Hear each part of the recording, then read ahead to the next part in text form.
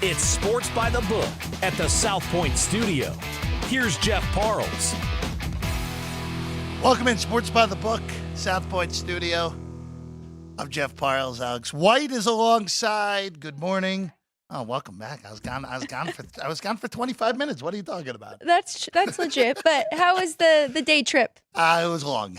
It was a good time, but it was a very, very long day. Anytime the alarm, I know you get up early. I know you do. But anytime the alarm starts with a 4, that's very early. Very, very early. 5, early, but doable. 4, that's a long day when it's all said and done. But it was a lot of fun. Good. That's really good. And you went to the Grand Canyon? Grand Canyon, just the West Rim. After seeing it, I'd like to see the South Rim because that's where we're the bulk. And I would imagine our outdoorsman Sean will agree with me on this. South Rim's where it's at, right? Yeah. See, yeah, Sean. If we have any outdoorsy question, our guy Sean knows that's what right. he's doing. Even on that's our expert. Again, I'm still getting used to Sean without the locks. Just still getting used to it at this point. No, don't hide. It's okay. It's okay. We still like you. A whole lot. All right, let's get into this, Alex. The starting five today. Let's get to it. The NFL draft round 1 is complete. A shocking development as a minus 20,000 goes number 1 in Caleb Williams. And, I will say this. The quarterbacks go 1, 2, 3. Good. Nothing wrong with that. There's a lot of rumblings. Arizona's going to trade. No, they stay. Take Marv Jr. Joe Alt, I think, was the right pick by the Chargers at number 5. Giants go receiver with Neighbors. Really, the most ridiculous things of last night, number 8 was number 1 of them, where the Falcons shockingly take Michael Penix Jr. at number 8, despite giving Kirk Cousins a 4-year extension in the offseason. Or a 4-year contract, I should say, not extension, but a 4-year contract in the offseason. Absolutely crazy. No one expected that, really. Rumors that Vegas and some other teams were trying to trade up for Michael Penix as well. But you're right. That was very shocking to see the Falcons take Penix there. I do really like J.J. McCarthy to the Vikings. We talked about that one a little bit. I think he'll be a great fit there, and he's got a great wide receiver core to start off there. Chicago did very well getting Odunze at the spot that they did. Sure did. And, a lot more to come, though. So we'll get into that. But for now, more of our starting 5. Number 2, recapping the NBA. 2 of the 3 home teams got there. They won and covered. Now 2-1 in that series. Orlando Magic, of all teams, they looked great last night. 121-83 win over Cleveland. Sixers close as a 5.5-point favorite. Win and cover there. Over bettors cashed in that one as well as that first one. And then if you want to do the third one. Although the Nuggets just own the Lakers' soul. I would say not much on that. I mean, it's just a total moose on the total, though, at the end of that game. Yes, depending on what number you have. Depending on what number you got. I mean, just a total train wreck if you had the under, especially if you took under early numbers. Just a total mess. If you took the last numbers under, okay. Yeah. You at least got your money back or One got there if you got 217.5, but just totally ridiculous that he even got that tight. But the Lakers, I mean, look, some teams just own your soul, and the Denver Nuggets just own the Los Angeles Lakers. That is now 11 straight against LA, and they will go for the sweep over the weekend, and there's no reason to think that they won't get the sweep for the second consecutive year over the Lakers, that being the defending champion Denver Nuggets. All right, let's go to number 3. Games tonight. News coming down about 20 minutes before our show. Giannis Antetokounmpo officially out yet again for game number 3 for the Milwaukee Bucks. I don't know why they're playing this game at 5:30 in the afternoon in Indiana, but whatever, regardless. Pacers, 6. Line was already built in that Giannis wasn't going to play, but now we know for sure. Dallas, 4.5 in a 1-1 series against the LA Clippers. That one shifting to the Lone Star State. And then, Alex, the Phoenix Suns, 4.5-point favorites, trying to get on the board against the Minnesota Timberwolves. That's right. It's been all Timberwolves, all defense in this series. You would think that the Suns may come out really strong in this one. I know you just brought up Giannis. I'm still curious to see what happens with Middleton in that first game. So we'll talk more about that. But moving to number 4 for now. NHL recap, and you said it, sweep or maybe gentleman sweep on the way here for Florida and the Hurricanes. They are dominating their series now, both 3-0. Florida over Tampa Bay, of course, and the Canes over the Islanders. 5-3 for Florida, so that one did not stay under, which I did have yesterday, but the Canes did 3-2 win over the Islanders. Islanders have blown their opportunity. Outplayed the Canes for the majority of the first two games, lost them both. Sorokin was awful early in the game yesterday, and the Islanders probably heading home in the sweep. Lightning, I'm stunned that the Lightning have just been totally outclassed in this series by Florida. But credit to the Panthers, who for the majority of the season looked like one of the better teams in the NHL, and they look totally the part so far in this series against Tampa. And then number 5, a quartet of games in the NHL tonight. The Rangers look to go up 3-0 on the Washington Capitals. The Rangers have just been clearly the better team in the series, minus 170 tonight on the Blue Shirts. Early start in Nashville. Thatcher Demko's playoffs look like they're going to be done with injury. There was a report floating around yesterday on that. It is a pick tonight with the Smith going for Vancouver, minus 110 both sides, total 5.5. Winnipeg is a big dog tonight in Denver against the Avs, minus 165 on Colorado. And then the Oilers, after losing in an overtime game against the Kings in game 2 nights ago, scene shifting to Los Angeles. The Kings, plus 120 dogs at home, looking to take a 2-1 series lead on Edmonton. Most interesting thing to me about this set of games is we now have 2 6.5s out there. We have the Winnipeg and Colorado game total sitting at 6.5, and the Oilers and Kings, which if you watch those first two, there's been 20 goals in each of those series so far in 2 games. So we'll get to hockey a little bit later because I have a question on the Kings and Oilers series more so than anything, because the contrast the styles, as we know going in, it has been played at Edmonton style the whole way through 2 games. I'm just curious now with the scene shifting. We'll get your answer a little bit later in the show. With it going back to home ice for LA, does that calm down a little bit because LA is playing in their own building as opposed to going north there to Edmonton? All right, let's go to the NFL draft first. Chris Andrews is going to join us in a little bit with a unique draft take in a few minutes. Just for last night, real quick, from a betting perspective, the biggest thing more so than anything for me, the quarterbacks, record-setting 6 first-round quarterbacks all go in the top 15. Bo Nix goes, the Broncos, boy, that room. Nix, Wilson, Stidham. Yikes. Gets to learn from those 2 great quarterbacks there in Denver. At least he got Sean Payton. J.J. McCarthy going after Michael Penix Jr. Definitely not what we expected betting-wise. McCarthy basically goes over all of those draft slot props, especially the later ones, with relative ease. Penix goes under everything by going number 8. But when it's all said and done, Alex, Ryan McCormick, who is hard at work right now, getting you ready for punchlines, is his team did, to me, of everything last night. Yes, it was a slam dunk to take Caleb Williams at number 1, but the fact that they got Rome Odunze, who I still think is the second best wide receiver in this class, only Marv was better. Bears got him at 9. They didn't have to move, in part thanks to Atlanta shocking the world and taking the Atlanta Falcons. See, when we attempt to do something mid-show, we can get some craziness there. And Ryan McCormick, hand motion, neither of us knew what he was talking about. I thought he was ready to jump in and comment on what he thought about the draft. Now, Ryan has to save his voice for one, right? He's keeping his mouth shut. And number 2, he's got to give Frank some flack just for how good his team did a night ago. There's one other betting thing that I want to bring up in a little bit, but Chris Andrews is here. Of course, sportsbook director, sports betting Hall of Famer, and I'm still getting used to Chris without the glasses on. Now that you can see. Well, I still have to wear reading. No, well that's okay. I mean that's 58 years old. Yeah, no, I mean, yeah. But what's Carnegie Mellon? Nice. Are they playing, or is it just a Oh, just hey, I want to rep Pittsburgh here? I want to rep Pittsburgh. There And we did you go to Carnegie Mellon? No, I was smart enough. They let me in the bookstore. There we and go. I'm not sure.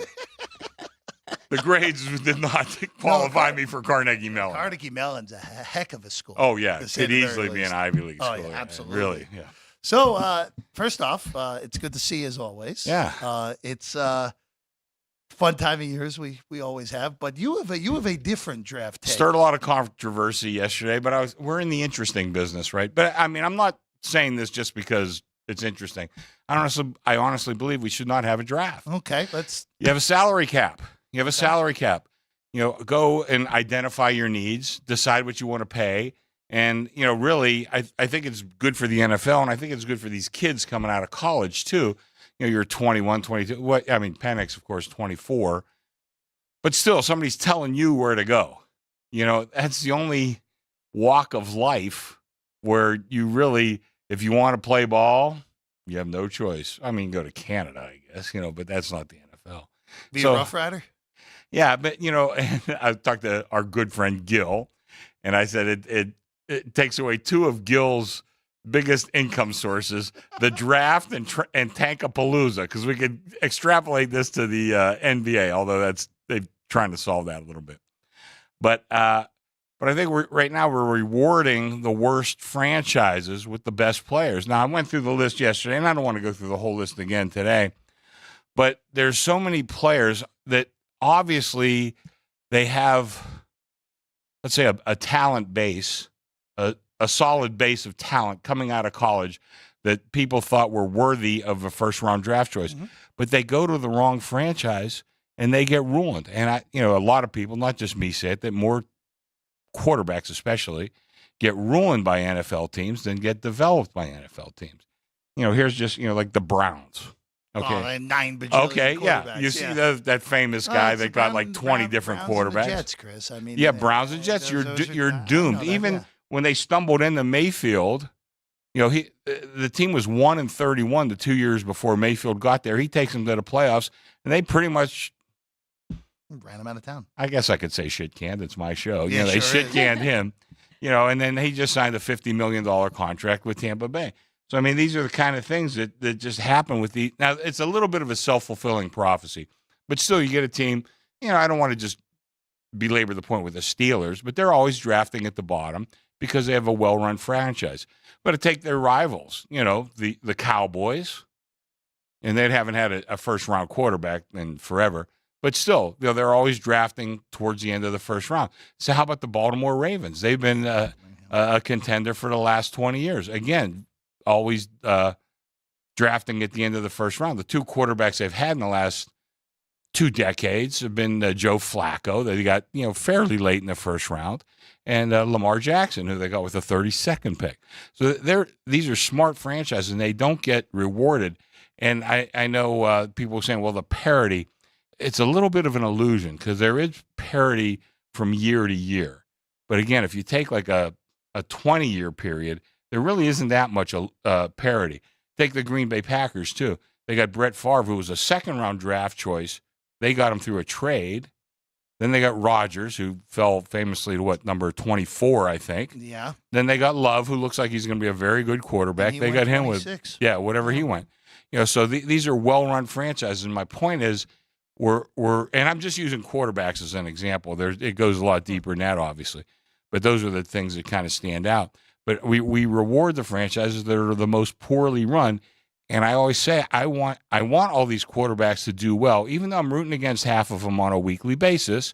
No, I want the league to thrive, and that means like good quarterback play. So I have one because Alex and I were you came in here I think Tuesday and brought this up as well. Yeah. I've been saying this for a couple years. No, but it was refreshed in my mind that this was a take that you had, and it's interesting because a friend of mine from college had the same sort of thing with the NBA a few years ago. Okay. Where then it got my brain thinking, all right, what's the best way to do this other than just a regular salary cap because they have rookie contract structures in there as well of just, hey, baseball, yes, they have the draft, but they have a certain amount of money you can play with your rookies. Maybe you could do something where say, all right, each team you have I don't know, $15 million, $15 million a year, go out, figure it out, extrapolate that out, and have contracts that can just go into your regular salary cap. It's an interesting thought. I don't think it will ever happen. Just because it won't happen in my lifetime. I can tell you that. That the NFL. I mean, well, look how much interest the draft created yesterday. 150,000 people in Detroit yesterday watching. No, I don't have all the ramifications. I said, well, it'd be almost like the NCAA is now with the NIL. Right. That is the worst model in the world that we want to go after. Is it'll be just like the NCAA. No, that's the most poorly run big organization in America. I'm sorry, Alex, you had something to say? I was going to say, it sounds like we have a bad coaching problem, a lot of mediocre coaches. And rather than fixing the draft, maybe.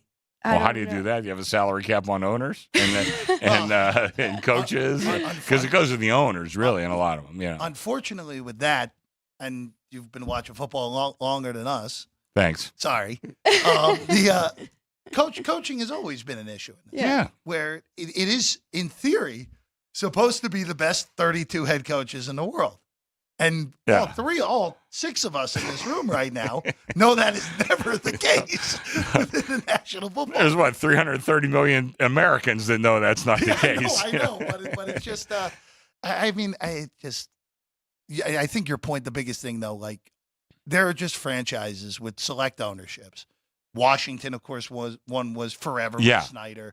Cleveland, you mentioned the Jets, especially in the last decade and a half.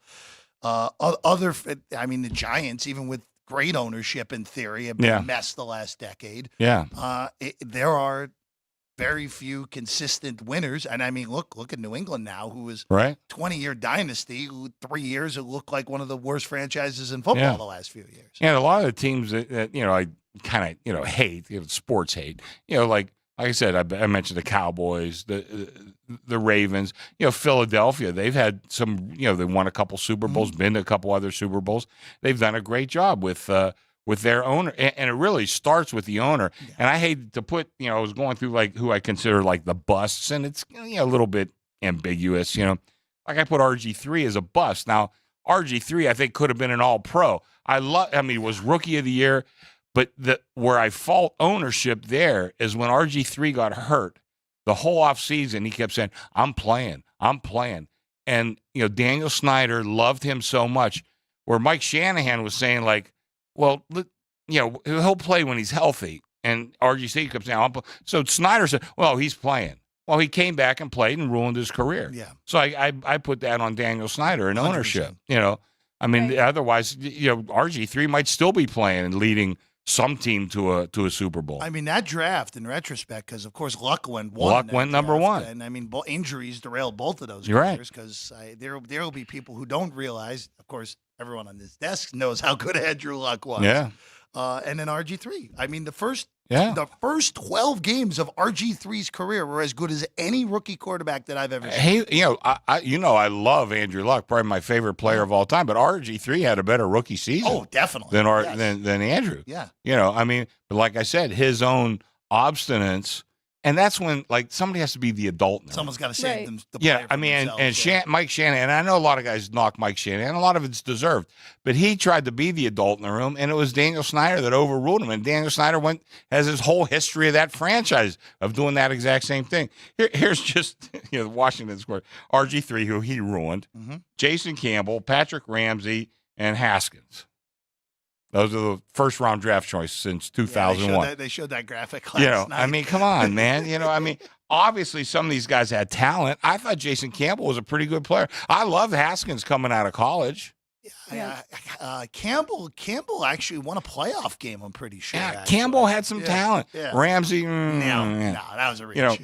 So we all miss on certain things, But anyway, so that's my little tirade. I got like a bunch of notes last night saying, you got to talk to Jeff and Alex about this, not just Frankie. So, go ahead, Alex. Well, what was your idea? Oh, you did say it for the rookies. Okay. Well, I haven't gone that far, in my thinking. But, Before we let you go back to work real quick, I have to ask you a regular sportsbook question, as always. Playoffs are going, both sides, NBA, NHL. Yeah. MLB's still rattling along every single day. Just Yeah. how's everything been going? Because this is a really fun time of the year, right? It's so fun. That hasn't been a great time for the bookmakers. I don't know if you read David Purdum's post yesterday. Oh, I did. Yeah, and he said how, I forget the number, but down quite a bit. The month of March was the last time the figures were in. The first thing was, I'm glad it wasn't just me, because we did not have a great March. You go back to the NCAA tournament, a lot of chalk. Yeah. So far in the playoffs, a lot of chalk, hockey and basketball. Baseball, kind of the formula is, let's see, we'll bet against the White Sox every day. We bet against the Marlins. Pirates had a little bit of a bad run. So I mean, it's. Let me just say this: it looks easy right now. I've been doing this a long time. I know the easy doesn't last forever. Oh, when the worm turns, it will turn It very, turns. very quickly. Yeah. Somebody posted something about how, I can't even remember. It was the year the Orioles won like 53 games. They actually had like a couple 4-game winning streaks in there and all that. So it's just not that easy. And as a bookmaker, you just kind of got to, keep to your discipline, which, I got here in 79. Bookmakers have always done fairly well. Don't go crazy. Just keep doing what you're doing. As long as you have the bankroll, unfortunately, I have Michael Gone behind me. As long as you have the bankroll, you'll be fine in the long run. You'll be okay. The White Sox are 3-22. Yeah. It is, I'm rooting for them every night. Oh, I'm sure you are. And it's April 26th, and they are 15 games out of first place in the AL Central. Where are the Rockies? Colorado right now is a hearty 7-19. Oh, that's not bad. They're 8.5 out, and Miami is 6-20 and 12.5 out. Yeah. There is a realistic chance there are 3 teams double digits out of the first place in the division by the end of April. That does not happen very often. My goodness. Yeah, I'm rooting for them pretty much every night. I'm going to get a tattoo on my arm of those 3 teams. Calling it Jim Harbaugh. Yeah. Anyway, can I mention the Steelers real quick? Yeah, I please. love their first round draft choice. The classic Steeler pick. I have a good friend of mine who follows the draft. I'll mention his name, John Falensky, who's Yeah, of course. been around forever. Johnny really follows the draft well, and he had this kid pegged early on. And the fact that they overvalued quarterbacks opened the doors for some great value picks, and I'm glad the Steelers were one of them that capitalized on that. And that was Fatanu out of Washington, who Yeah. is very versatile, capable of playing both inside Yeah. and outside on the line. And the Steelers, as we know, need line help. So Oh, yeah. I Well, thought that was one of the better picks of the first round. I said going in, we need a center, we need a tackle. Yeah. And they drafted this kid as a tackle. Mhm. I've heard they're thinking about converting him to center. Steelers have a great tradition of centers going all the way back to Ray Mansfield in the 70s. But there's still some guys on the board today, so we'll see what happens. But I was very happy with the Steeler pick. I think they really helped themselves. Yeah, they did well. I had one more thought on the draft that we'll get to in a little bit, but And I have one more too. please. A good friend of mine. She follows football. Yeah. Probably like Alex. You know what I mean? She loved the Penix pick, not so much for Atlanta, but for Penix himself. Because she said, he's, like let's say 2 years, he's 26 years old. If you can get 5 good years out of a quarterback, that takes him to 31. That's not, the way the NFL is protecting quarterbacks anymore. And I blame Andrew Luck for not protecting himself, damn it. But, that could be something that works out well for Penix. I'm not so much in agreement with her, but, she made her point with me last night. It was, now that you brought it up, I'll bring up my thought. It was the oddest pick I can ever remember. I thought it was very odd Bizarre. myself. Bizarre. They just signed the guy, Cousins to a $100 million guaranteed contract. And Yes. exactly. And They weren't that far from success last year. well, that's the thing. You also, Arthur Blank's 81 years old too. So he really want to wait around 5 years to see no, this? I mean, I'm 68. I don't No, want to wait I- around 5 years. I mean, and also too, Roma Dunze's sitting right there. Yeah. The defensive players are sitting right there. Yeah. I know there were rumors of, hey, teams were trying to trade into the top 10 to get Penix. Okay, after the fact, great, irrelevant. But you just signed Kirk Cousins, like you said, to a 4-year, $100 million guaranteed contract. You're going to really sit this kid on the bench for 4 whole seasons without even blinking here? It is very, very strange. But, hey, we've seen it work with the guy sitting. Maybe 4 years this does pan out. But Yeah, at least but- for instant gratification. No But like I good. say, in that division, which is very wide open. Yeah. They weren't that far from success. And I think a defensive player, maybe another receiver, maybe another lineman, but I don't know. That was my thought, exactly. Like, right now, how can you be better for next year to win that division, which they were right behind Tampa Bay? The So, division's wide open. Wide In that open. division. It is. Yeah. And I love betting on the Falcons, so I was hoping. No. Now, Yeah. you and I both. Ryan's outfit helped themselves, I think, That's what tremendously yesterday. That's what I said. When I came in, I thought yesterday there were two teams that I thought did awesome. Were the Chicago Bears. Yeah. Obviously, They did great. It's a free bingo square with Williams and one. But Yeah.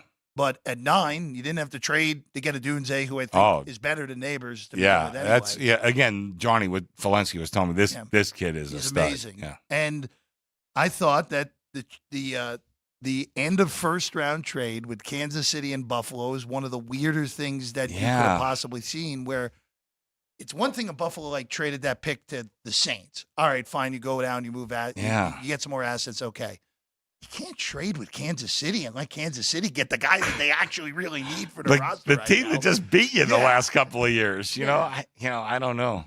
Very strange. I also love the pick of Terry and Arnold for Detroit again. It's pretty amazing, Chris. We talk about teams that have been loser teams for a long time. How about the Detroit Lions, who probably with a good offseason now are going to be pretty close to co-favorites with San Francisco in the NFC. Yeah, well, again, so much starts at the top, and they finally got the right coach. And there's a lot of stuff that I didn't like about Campbell, but there's a lot of stuff I liked about him too. And I think one of the things is those kids want to play hard for him. Yeah, they sure do. They really do. But that's the other team. Not to rain on Ryan's parade. I thought the Vikings did pretty good too. Yeah, they only had to trade a 3 and a 5 to move up a slot to get McCarthy. Yeah, we'll I mean, see. I know there's a lot of question We'll marks, see. but listen, you can go through this list, and I got the list. It's about a 50-50 shot. I went back to 2000. You can go back to Terry Bradshaw in 1972 or whenever that was, and it's about a 50-50 shot with these quarterbacks. I do want to ask you guys, and I know ask you again in 3 years because who really knows, Yeah. but 3 of the 6 quarterbacks all Pac-12 guys. How do you feel about that? I feel that they pulled the rug under the Pac-12 is how I feel, I mean, being West Coasters like we are now, even though we're Jeff and I are transplants, you're born and raised here, you tend to root for these West Coast Right. teams. And, the Pac-12 was a great, great league just because nobody back east saw them. Yeah. I can't help that. That's just the nature of geography. I can't help that. I don't know what you guys are talking about. I see 4 Big Ten teams with the quarterbacks there. I don't know. Yeah, right. Yeah. Yes, Oregon. USC, Oregon. and Washington. Yeah. Yes, all as Big we Ten. expected. Big Ten. teams. All right, I'll let you guys We'll go. let Have you a go back great to work, show. Chris. Thank you as Yeah, I got a always. lot of stuff to catch up on Oh, today, yeah. so we got a lot of things going on. But anyway, thanks for Absolutely. having me. Absolutely. We'll take a quick break ourselves. When we get back, NBA and NHL playoffs to get to today. And also, you have some baseball today. All right. Baseball We'll get on to that a board. little bit later. Sports by the Book, South Point Studio. From the South Point Studio, the perfect blend of sports, But I think the Niners are going to wear them down. Detroit Pistons lost their 36 games. comedy, See over-under on that relationship lasting. I'm going to put mayo in the coffee. I am beautiful, and a whole lot of Pittsburgh. In Pittsburgh. Pittsburgh. Yeah. Pittsburgh. Join Ryan McCormick, That's at least 2 picks outside of our own in the first round next year. Oreo. and host Frank Nicotero. I look at the clock. I go, ah! Ah! Watch Punchlines live at noon every weekday.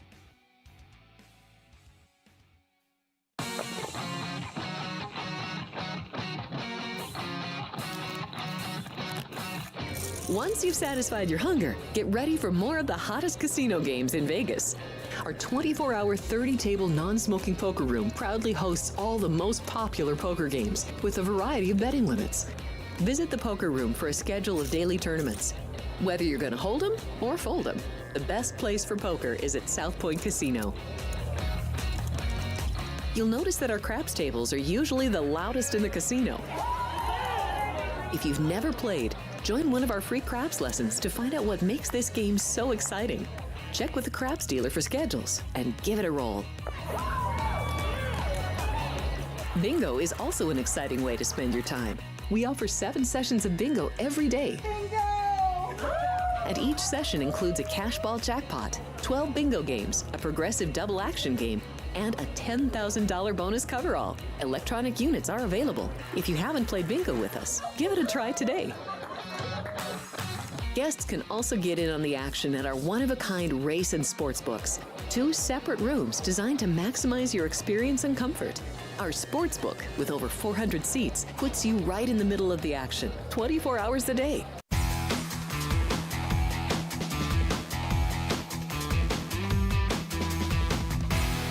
Welcome in, Sports by the Book, South Point Studio. I'm Jeff Parles, Alex White's alongside as always. Alex, let's get into today. Let's start in the National Basketball Association. No Giannis Antetokounmpo yet again for the Milwaukee Bucks. Middleton is still listed as questionable. That will be closer to a game-time decision as the Bucks head to Indianapolis to take on the Pacers tonight. The Pacers looked like the Pacers in Game 2, a demolition of Milwaukee to knot this series at 1 after the Bucks really took it to Indy in Game 1. 223. What you got for this one here today in Indy? No bet for me yet in this one. I do think with Middleton being questionable that it's moved this number from that 4.5 to 6 now. I think that is the right side, Jeff. I mean, we can't stop talking about it because it is what it is. This is a bad matchup for the Bucks, and now you don't have Giannis or Middleton. So it's a very beat up Milwaukee team going to Indiana. They're fired up. They just played a great game. As I mentioned on the last show, 125 points in 94 possessions. So they were just very good, efficient offensively. So I lean towards the Pacers. I don't think I want to lay that many points, though. Maybe a money line with another team here for the home team. Well, we'll get to that in a little bit, though. But I will say this with Indy real quick. I still thought that the Pacers, the market took it too far with them pre-series. I did think Indy was going to win the series, especially with an unhealthy Giannis. I don't think I'm still sticking with what I said the whole way. I don't think we see Giannis at all in this series. And now with home court shifted to Indy, handle your business 3 times at home. You're moving on. And with now with the Sixers and Knicks looking like it's going to be a long series with the Sixers getting on the board last night, let the two of them beat the heck out of each other. And if you're Indy, just sit there, handle your business at home, win this thing in 6. I'm not going to lay 6 tonight. What I am going to look to do, though, is I'm looking to just take Halliburton props over tonight. 17.5 points. That's pretty good. 3-pointers, you're back at home. You get 2.5, minus 115 over. I'm good with riding the star tonight in Halliburton at home. That would be the way I'd look to play this tonight. I like that because Pascal Siakam has been outstanding in this series. He had 36 the first game, 37 the second, and I was kind of looking at a way to fade him, but without doing that, I would more look to take Halliburton in this. Yeah, and look, Siakam's an NBA champion. He has been in this position. This is a very young group for the most part, and it's an interesting group, I should say, in Indy, because there are some guys like Miles Turner is still around from when they were still making deep runs in the playoffs or losing to LeBron. But for the most part, a lot of these guys are young, first true experience in the postseason guys. Siakam obviously won the title with Toronto in 2019, so it's a good veteran to have, and I think that is probably a better way to fade Siakam than because taking he can still, because he can have a big game, and Halliburton still can get there as well. All right, is this the favorite you like tonight? The Dallas Mavericks, 4.5-point favorites at home against the Clippers. Kawhi didn't play in Game 1, and the Clippers won with ease. Kawhi did play in Game 2, and they lose outright. Makes a lot of sense, this series, right, Alex? So I really don't have this series figured out. I think it might actually be a zigzag for this one. So I would lean more to taking the points here with Los Angeles. I think Kawhi having a game under his belt, he will look more in rhythm in this one. And I don't know if I trust the Mavs just yet. So I do think that they win, but I think the Clippers can keep it close here. No strong play for me yet in this, though. This series has been a common thread for me the whole way through. I do not know what I'm getting out of either of these teams on a nightly basis. And as we've said in this series, this is an in-game series and only an in-game series. Now, with Dallas, the biggest issue, the big thing in game 2 was whichever team put together about 3-4 minutes of competent offense was going to win. And Dallas was the team that ended up doing that. They're non-Luka Kyrie players. They look like the Tennessee Volunteers behind Dalton Connect against Purdue. Yes. They all look scared to shoot the basketball, which if this continues to show up, they will lose to Oklahoma City in round 2, or they might even lose this series. Need a little more confidence out of the guys behind Luka and Kyrie, but you're returning home. So, more comfortable at home, sleep in your own bed, all that fun jazz. If you made me bet this pre-flop, I would lay it with Dallas, if you made me. But this feels like an in-game scenario. Let's see how this plays out. Might be able to get a good number in-game on the Mavs in that one. Very interesting with these two. Not a huge home-road split for either of them. Correct, so that's what made me lean a little bit towards the road team here. They shot really well on the road. The Clippers did 39.8 from 3. That was the league's best away from home. But it's been a good series. It's going to come down to the end. I think we'll see 7 games in this one. The other NBA game today, the Timberwolves taking on the Phoenix Suns, up to 5 at some books. It's 4.5 behind us with a total of 208 in this one. Phoenix looking to get on the board in this one. Alex, we've talked about teams down 0-2 and also the willingness for people to bet first halves. It's 3.5 behind us in the first half in a game that's 4.5. There's even some 4s out there right now. So interesting enough, the Sixers did not cover in the first half Correct. yesterday, did win the game and covered. The Lakers covered the first half, failed to beat the Nuggets overall, though. So this one I would look to the Suns. I'm thinking to avoid laying points, though, with this Phoenix team and actually tie them up. So I don't know. I mean, this is a veteran team, this Phoenix Suns team. They should be able to put together a complete game and take one from Minnesota going back home here. That's how I look at it. I think we'll get a lot from them. I know Grayson Allen is questionable, and that hurts them, especially he's been their best 3-point shooter. But I think we can get 1 out of them. I just don't want to lay the points. So this is another in-game game. Because Minnesota looked so good in both of those home games. They looked like a team that could play with Denver in those first 2 games. Now you get an inexperienced group going back on the road. Now, the difference is, of course, they were in the postseason a year ago. They had to go to Denver and lost all 3 road games in that series. This is not Denver. This is a lot less intimidating going to Phoenix, and this team is nowhere near as good as last year's Nuggets that they're playing. And Minnesota's significantly better than they were a year ago as well. But if we get ourselves one of those where Phoenix gets out to a large lead in the first half, I almost assuredly will come back with something with Minnesota plus the points. Now, we need Phoenix to get up big in the first half in order to do that. We need to probably be getting in the pocket at 12, 13. Like, yes, I understand it's going to take Phoenix getting out to 20s, somewhere in the 20s in all likelihood. Yeah, I don't think that's out of the question. And we know how Phoenix doesn't like holding leads here. So Right. I think this is an in-game scenario where I'd look to come in on Minnesota at some point, Alex. That would be the way I'd look to play it. And I keep bringing it up as well, but Phoenix is one of the worst 4-quarter team in the league. Mm-hmm. So I do think that is a good angle as well.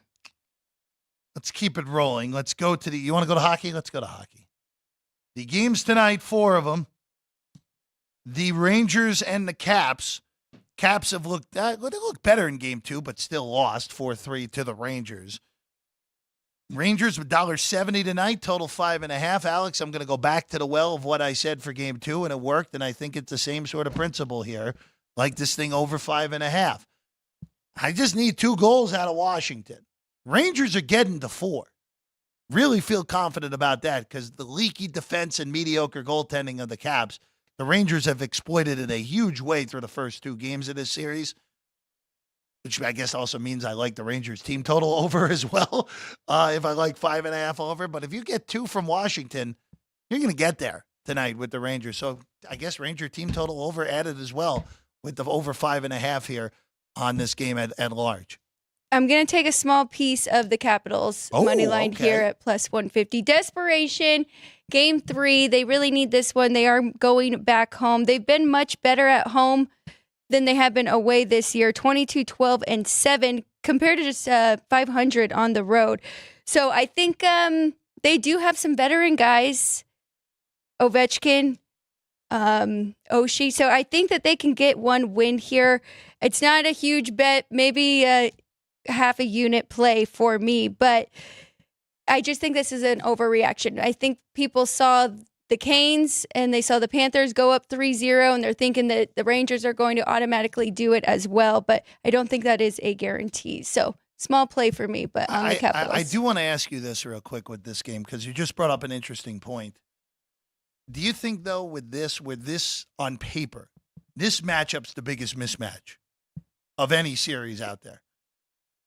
Do you think that's also playing a role where you just mentioned, all right, Carolina went up 3-0, Florida went 3-0, bettors, a lot of bettors go with what they've seen recently with, again, usually come back on the home team in game 3 after losing the first 2 on the road. Didn't happen either time yesterday. But is there a little bit of difference, though, with just the vast gap between the Rangers and the Caps?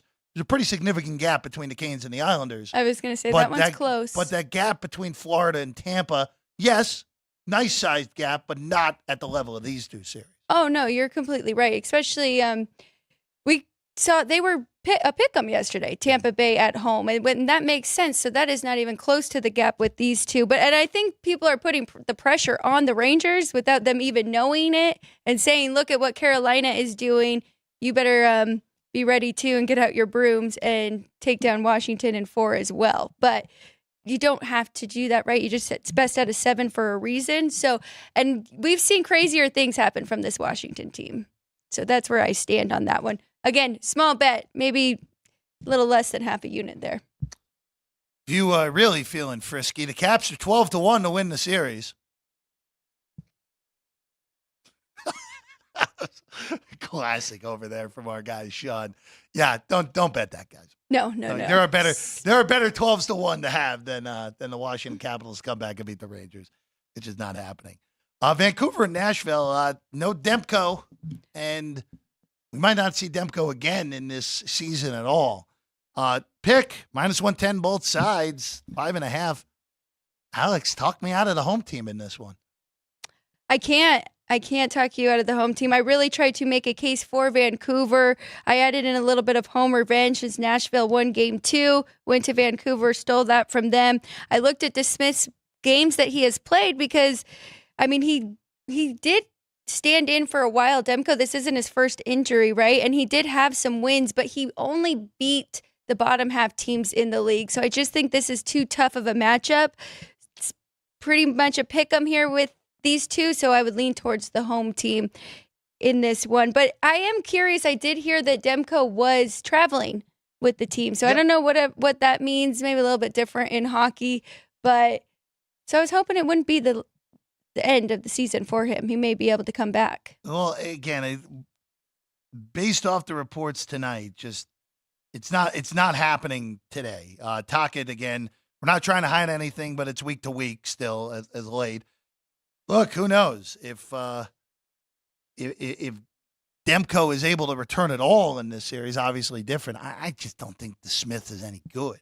We've seen him more than enough in his career at this point to know what he is. And even though I'm not a huge Saros guy, the better goalie now in this series. And he's played well all year. Yeah.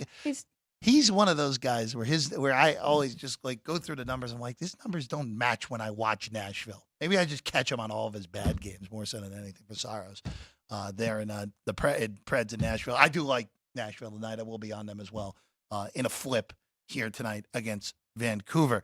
All right, the other two games.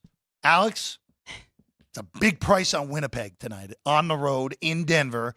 Not much of a shock, though, because of what the Avs are at home and a difficult place to play at Ball Arena in Denver. -165 on the Lanch, +145 on Winnipeg. And here's one of those 6.5s we have here tonight. Here's another dog that I am going to be behind with Winnipeg. You already know I picked them in this series. I upgraded Colorado a lot after game 2, and still I had the minus 161, gave Winnipeg a little bit of revenge here for winning game 2. And so I make the Avs about minus 135. That's a 30-cent difference for me. That means I have to jump in on Winnipeg. The Jets know that they can beat them. They beat them 3 times in the regular season. They beat them in game 1. So even though it's been a little shaky for Hellebuck, I think he'll be okay in this one. It's been as bad as he has looked. Really, if you look at the shots on goal by Colorado, it's been pretty intense. 46 in the first game, 32 in the second. So he's done all that he could. He needs some more help from his defenseman here. But yeah, small play for me on the Jets as well. Nothing for me on the total. And I will say, if the Jets keep playing to Colorado's speed, then I do think they will lose this series. So they need to try and slow it down in this one. I mean, like you mentioned, though, the Avs are very good at home. So this will be a tough task for them. Need better play out of Hellebuck. That's the simple thing in this series for Winnipeg. It has not been great through 2 games. Their offense was able to carry them in game 1 with 7 goals in that 7-6 wild win against the Avalanche. But look, if Hellebuck is not going to play well, Winnipeg's just going to lose a series. It's as simple as that. And they need better from their all-world goalie, who has just not been all-world close at all for the first 2 games of this series. All right, now this is the one I'm most intrigued of today. I don't have a bet on this game, but I want your thoughts before I might make one. The LA Kings, winners in overtime of game 2, have knotted the series of 1 against Edmonton. Both the games have been absolutely ridiculous. 20 goals in 2 games in this series. Total 6.5, juiced under at minus 120. I'll just ask you this. Home ice now shifting. We know how the Kings want to play. They want to grind you out. They've played the first 2 games at Edmonton style. Right. Now that the scene shifts to LA, how much does that go into your handicap on a total where the first 2 games show you, whoa, this is just going to be up and down hockey the whole way through, fast-paced both sides, and LA's willing to play it? Do you think that style changes at all with it back here in LA? And do you think that under 6.5 is worth a look because of that? I do. And it is scary because I know everybody has seen the 20 goals in the first 2 games, but you make a great point, Jeff. It is switching to LA. And I mean, it's pretty documented that it's bad ice there for the Kings. So they have a significantly lower total for me home compared to away. And then the Oilers, they switch and kind of change to the home team. Skinner is 17-9 to the under on the road this year. So I think you are getting some value. I made this game 6. They were always looking for at least a half a goal there. So yeah, I'm with you. I do like this. I like this one staying under that 6.5. Yeah, that would be the only way I'd look. This should kind of be a scary thought. I like too much in hockey tonight, which is that's not normal for me, to say the very least. But I think I'm going to end up with 4 when it's all said and done. Under in this one, Nashville, and then Ranger team total over and the over in the Washington game. That's, I think, the way I'm going to look at this tonight. I do want to just add here, too, because game 1, the Oilers had 45 shots on goal. The Kings had 37. Okay. And then it significantly dropped. Edmonton 31 in game 2 and 26. And we know that those actually have to be good shots, right, to count. So it's not counting up as many as they did. But the other thing is the power play goals. So Edmonton had 3 in game 1. Kings were 0 for 2. Edmonton had 1 in the second one, and the Kings were 0 for 3. So number 1, the Oilers are very good on the power kill. So that's going to be tough for the Kings to hang in this one. But everything is just significantly dropped down, and that's what the Kings want going back home. So I'm with you. I like that under. Series prices, Alex. I'll just ask you with Winnipeg, you throw up the Winnipeg and Colorado series price real quick. There you go. Plus 135 on Winnipeg here. Isn't it probably just better at this point if you like Winnipeg? You either play tonight, and if they lose, you go with the bigger price at a smaller unit size after game 3, or you just have to take it right now. I mean, you're one. Those are the only two ways. I wouldn't just sit it out, and if they win, I definitely wouldn't hop back in. I'd probably take Colorado in game 4 in that circumstance. Right. No, I agree. I think you're better off going game by game, especially the way the series is going. I mean, the Avs are looking really good. I don't think it's going to be quite as easy as some of us thought with the Jets winning all the regular season games. So, game by game for me. Let's go to baseball, Alex, before we wrap here today. Just real quick, before we get to exact plays for you in this one, I just, Chris brought it up earlier. I mean, the Chicago White Sox are 3-22. 3-22. I know we brought this up on the show the other day. The White Sox have been shut out more through the first, and this was before 25 games, so make it 23 games. This was 2 days ago. The White Sox have been shut out more in their first 23 games than the Braves have in the last 3 seasons. Jay Cutler just has all the ridiculous stats that Ryan will end up pulling at some point on the White Sox, but they're not even competitive. Back-to-back 6-3 losses. They just got swept in 4 in Minnesota. They just had an 0-7 road trip. They come back home and play Tampa tonight. The Rays, where are the Rays? With Eflin are -230 on the road tonight. I mean, it's just embarrassing how bad the White Sox are. Oh, by the way, Flexen, who starts tonight, the White Sox have not scored a single run for Flexen in the 20 innings he's pitched so far this year. It's just embarrassing what has gone on in this so far for the White Sox. No, it really is. And, it's kind of scary to jump in now, starting to bet them daily because, like you said, it can turn really easily. But I think you're pretty safe betting some unders with them because their offense is not clicking right now. Nothing's clicking. Offense, especially the pitch.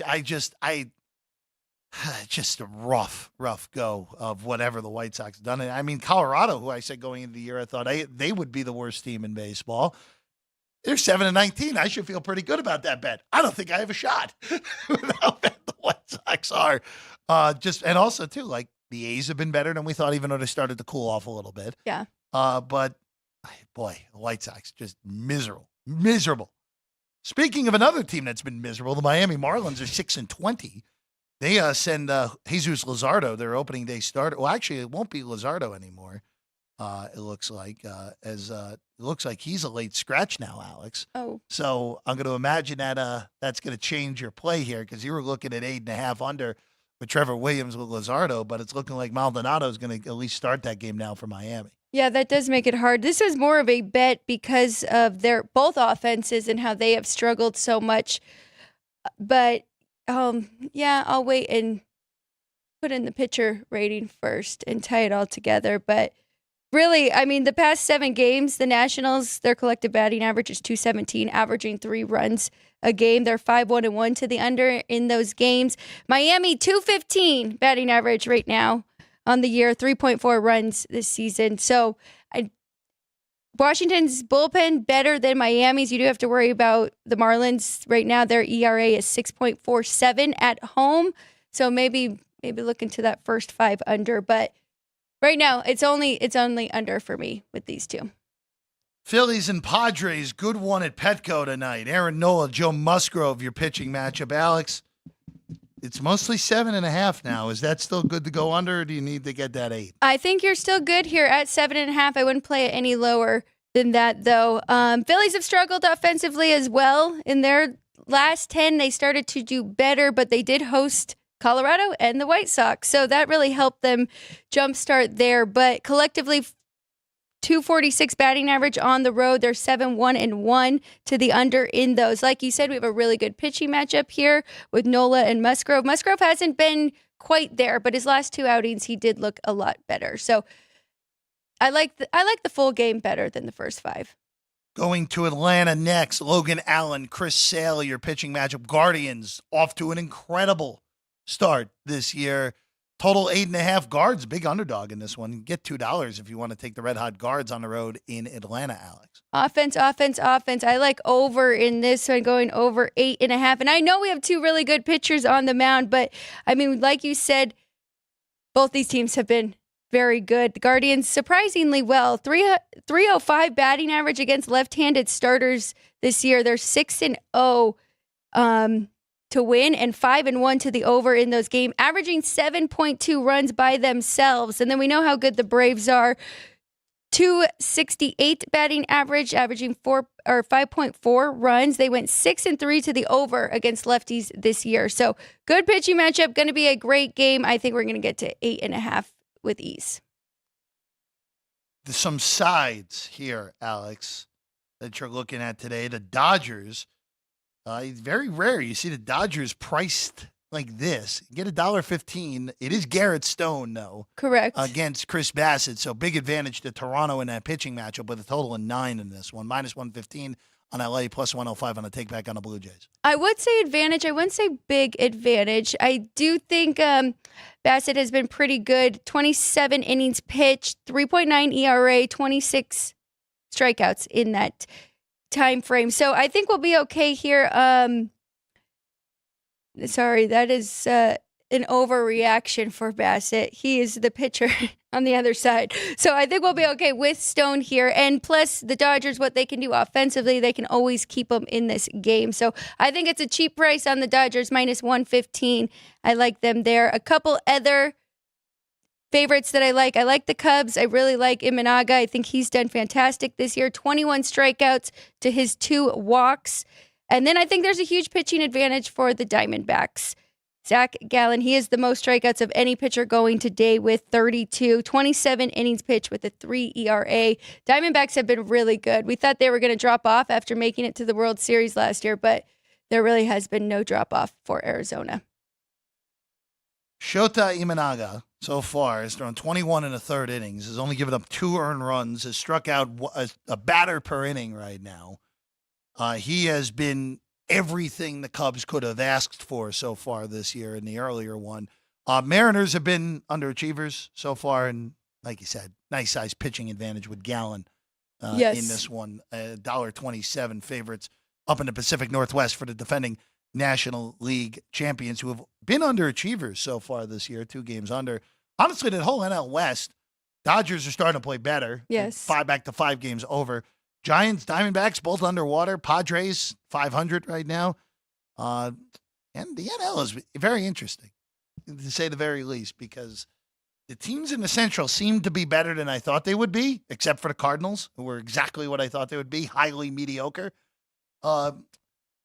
Might not be as clear-cut of who's going to get those wild cards. Philly, I still feel pretty good because I don't even think the Phillies are playing that great, and they're still 16-10. Agreed. So those last 2 wild cards that are going to be up for the taking are going to be very intriguing to see that race, because I don't think the Brewers are quite as good as their record shows, but they do have enough to at least stay in that race. Still think Ryan's Cubs are going to be the team to beat in the National League Central. Look at that! I even got Ryan to smile this morning. That's a win.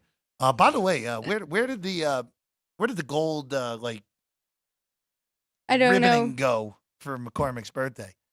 The ribboning's in the cabinet? Okay. We're going to have to break that out again at some point.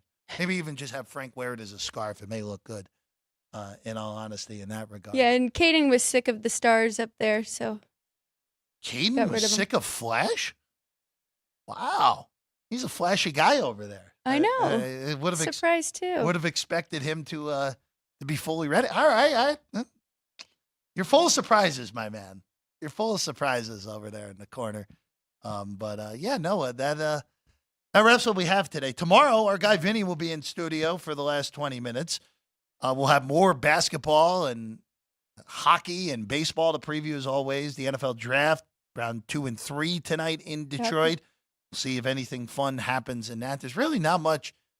There are some betting options in other states. I didn't see anything I liked. I didn't think there was anything that was bettable going into today, more so than anything. So steer clear. I mean, if you want to take a shot on a dart on somewhere where Spencer Rattler is going to go and have fun, have at it. Be my guest on that. I think 2-1 just to go in the second round. I think he's going round 3 personally. Okay. I think he's a round 3 quarterback, but who knows? After Michael Penix goes to Atlanta yesterday, I am very confused on the quarterbacks. Again, a record 6 in round 1, all going in the top 12 yesterday, with Bo Nix completing it, going to Denver to join the great quarterback room of Jarrett Stidham and Zach Wilson in the Mile High City. Isn't that going to be fun to bet on? Very fun. We'll see.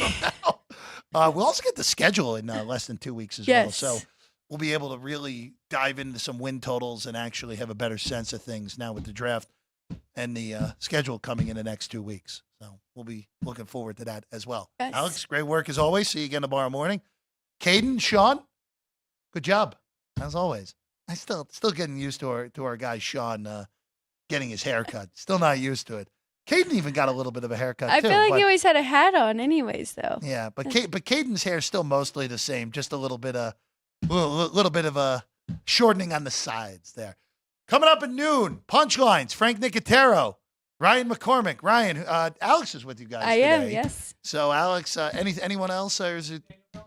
Oh, that's right. You get to ask Daniel Bellinger about his new teammate Malik Neighbors today. There you go. Giants tight end, teammate of Ryan's in high school, will join Punchlines today. What time? 12:15, 12:30?